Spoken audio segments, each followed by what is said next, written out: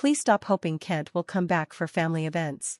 Today is my younger brother's wedding, and his fiancée, Grace, has just confronted me in front of everyone." Her voice was so loud that the entire room heard it. It felt like a sharp knife cutting through me. I was happy for my brother, but now, I'm standing here feeling humiliated in front of my family.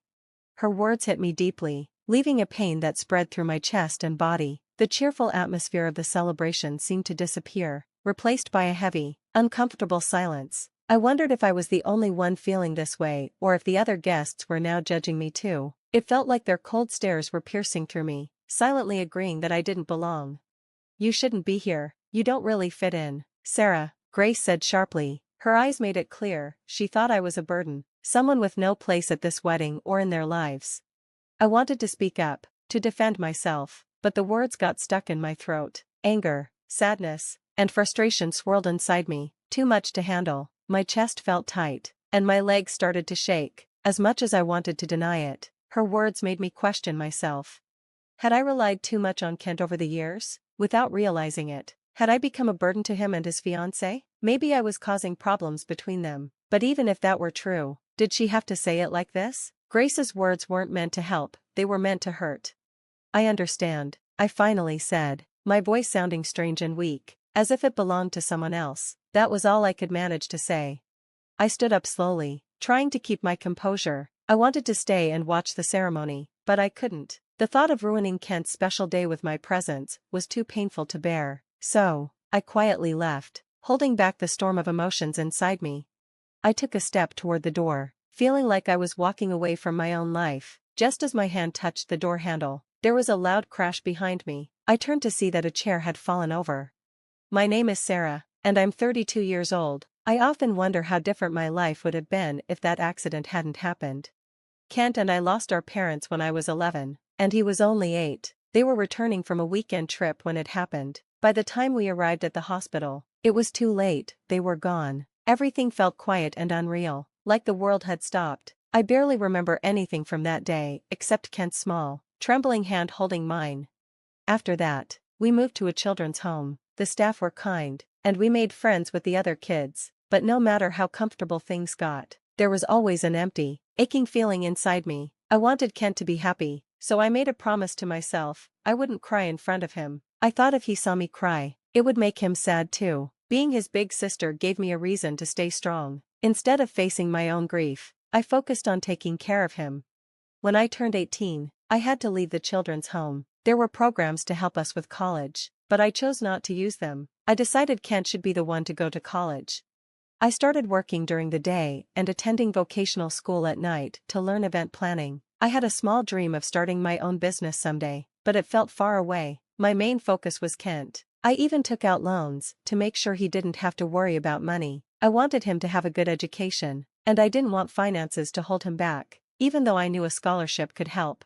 While I worked, Kent focused on his studies. Seeing how hard he worked inspired me to keep supporting him in any way I could. Kent didn't disappoint me. He graduated from college and got a job at a big company. When I heard the news, I couldn't stop crying. All those years of hard work and debt were finally worth it. Every struggle had meaning because it helped him succeed.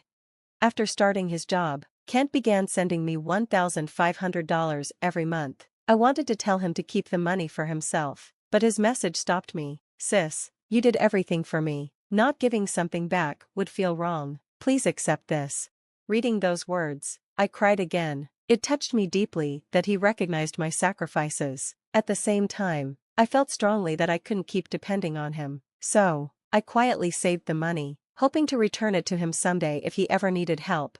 Using the skills I had learned in school, I started a small event planning business. At first, I worked alone, but as the business grew, I became busier. Kent even started helping me on weekends, despite his demanding job. One day, Kent told me he was dating someone, Grace. She worked at a company that partnered with his. He seemed so excited, and seeing his happiness made me truly happy for him.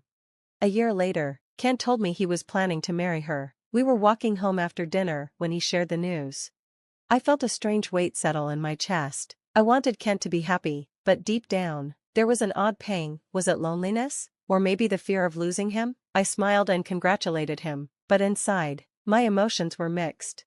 Grace seemed like a good person. She made Kent happy, and when we met, she was polite and kind, but her smiles sometimes felt distant. That feeling became clearer during a pre-wedding dinner with Grace's family.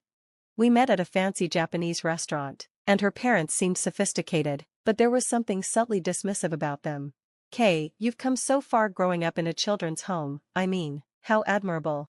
Her words sounded harmless, but they stung. Her tone was friendly, but her eyes felt judgmental. Kent answered politely, saying, "I wouldn't have come this far without my sister." His voice was tense, though. Kent usually spoke proudly about our past, but here, it seemed like he was holding back. I wanted to say something, but I didn't want to ruin Kent's moment. After dinner, he told me not to worry, but his reassurance only made the pain sharper. I could see he was hurt, too. Still, he was trying his best to make things work. I reminded myself that his happiness mattered most. As the wedding planning continued, I tried to connect with Grace. We spent time together picking out dresses and reviewing the guest list. She was always polite, but there was still a coldness about her. Then one day, her question hit me like a stone. "Is Kent still sending you money?" "Honestly, I think it's a bit much. Now that we're getting married, our finances should come first." I was speechless. I knew she wasn't entirely wrong, but she didn't understand. To Kent, that money wasn't just repayment, it was a symbol of everything we had built together. Still, I realized she had a point. Maybe it was time to let Kent focus on his new family. That night, I decided to talk to him. "Grace doesn't seem too happy about the money, does she?" I asked. "I figured she'd bring it up," Kent said, looking resigned but determined. "Maybe it's time to stop. You have a family to focus on now," I said, even though my heart ached as I said it. As I told Kent to stop sending me money, he replied firmly, "I'm not stopping, Sarah, you've done so much for me, I can't just quit now."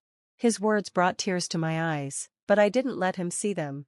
"All right, Kent, I understand," I said softly. I knew that forcing him to stop would only make him more determined. For now, I would let him make his own choice.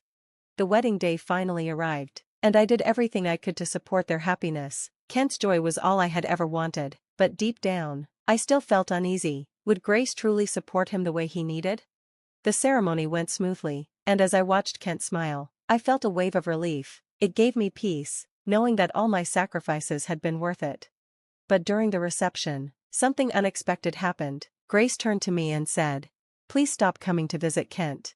Her words hit me like a knife to the heart. The room fell silent, and I felt everyone's eyes on me. I stood frozen, unable to respond, as my face turned pale and my heart sank. Grace's sharp gaze seemed to say I didn't belong here. I wanted to say something, but the words wouldn't come. My throat tightened with a mix of anger, sadness, and humiliation. Finally, I managed to whisper the only thing I could, "I understand." My voice sounded distant and unfamiliar. I struggled to keep my composure and turned to leave quietly, not wanting to cause a bigger scene, but just as I reached for the door, there was a loud crash. I turned around to see Kent standing, his face filled with anger. "Grace, do you even know what you just said?" he demanded. Grace looked shocked, but Kent didn't back down. His voice was low but filled with rage as he continued, "You don't know anything about what she's done for me. Without my sister, I wouldn't be here today. She sacrificed everything to make my dreams possible." The room was dead silent as his words rang out. No one dared to interrupt. "I send her money every month because it's the least I can do. It's not charity, it's respect and gratitude." Grace stood frozen, her face a mix of shock and fear. The guests began murmuring, and one by one, my family and friends started speaking up. "I've known Sarah my whole life. She's always put others before herself," someone said. Others nodded and added their own words, sharing how I had supported Kent through everything. The guests began voicing their support for me, reminding everyone how much I had done for the family. Grace's face turned pale as their words grew louder. Then one of Kent's colleagues spoke up. "Honestly, Grace can be difficult at work. She's known for her sharp tongue." Another colleague added, "It's true, she's often overly harsh and pushes others down." One by one, her colleagues revealed sides of Grace I hadn't known. With every confession, Grace's face grew even paler, realizing the respect she thought she had was slipping away. Suddenly, the doors opened, and a man walked in. He was impeccably dressed, with an air of quiet authority. "My apologies for being late," he said. Someone greeted him. "Mr. Jameson, welcome." Mr. Jameson was a senior manager from a major business partner of Grace's family. His presence immediately commanded attention. "Is something the matter here?" he asked, his tone calm but observant. Grace's father quickly replied, "Oh no, Mr. Jameson, just a family misunderstanding." Mr. Jameson glanced around and then turned to me. "You must be Sarah. I've heard impressive things about your event planning company." I was stunned. "Thank you, Mr. Jameson," I replied. Grace's father tried to interject. "Sarah is a foster home graduate. I'm sure we'll want to evaluate partnerships with that in mind." Mr. Jameson's face remained steady. "Actually, I grew up in foster care myself." The room fell silent. Grace's father turned pale. "I've always respected those who overcome adversity." Sarah's work reflects that spirit. "At our company, we choose partners based on merit, not background. Excluding someone due to their past would go against our values," Mr. Jameson said firmly. His words filled me with pride and gratitude. Kent's voice broke the silence. "Sarah has been a pillar of this family." Grace's words were out of line. Then, with finality, he added, "Our family deserves better. I can't marry someone who doesn't respect my family." Grace looked devastated but didn't protest. Kent walked over to me and hugged me tightly. "Thank you, Sarah, for everything." "Thank you, Kent. I'll always be here for you," I said, tears in my eyes. That moment marked a new beginning. Over time, my business grew with Mr. Jameson's support. I became known for my dedication and creativity in event planning. Kent eventually joined me as my business partner, helping us take on new challenges. "We've come so far, Sarah," Kent said one day. "We have, and I'm grateful for every step," I replied. Together, we built a life full of support, opportunities, and a stronger bond than ever before. Side by side, we moved forward, creating a brighter future.